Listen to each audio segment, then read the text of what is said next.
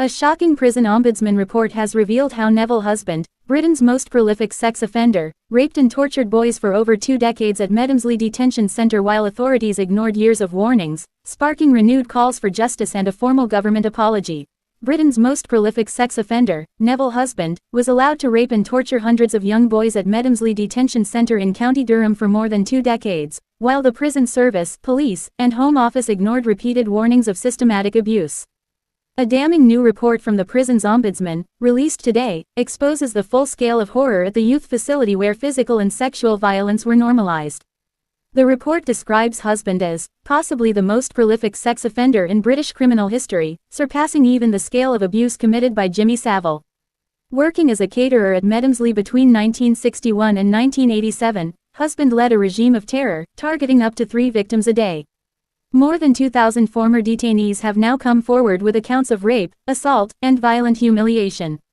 The investigation, known as Operation Deerness, found that staff and officials turned a blind eye to the widespread abuse, fostering a culture of silence and cruelty that destroyed countless lives.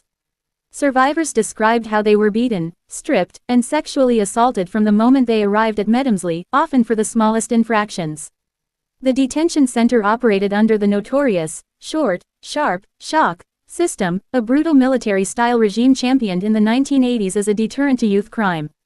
Young offenders, many sent there for minor crimes such as shoplifting or non-payment of fines, were forced to refer to staff as "Sir," and endured daily beatings, degrading punishments, and sexual assaults during medical checks, cleaning duties, and work shifts.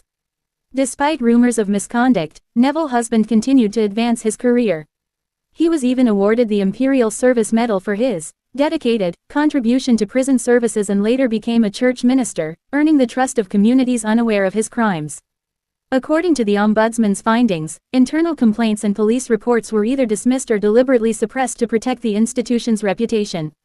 In 1999, Husband was finally arrested following Operation Voice, a Met Police investigation that uncovered more than 30 pornographic videos at his home. However, due to procedural delays, the case was initially dropped. It was only after years of campaigning by survivors that Durham Constabulary reopened the investigation under Operations Halter 1, Halter 2, and Seabrook, resulting in 27 charges and 24 confirmed victims. Husband was sentenced to 10 years in prison, but served only part of his sentence before dying in 2010, escaping full accountability for his decades of abuse. The government legal department has now received over 2,800 claims of sexual and physical abuse at Medomsley as of August 2025, marking one of the largest historical abuse cases in British legal history. Many survivors have demanded a formal apology from the government.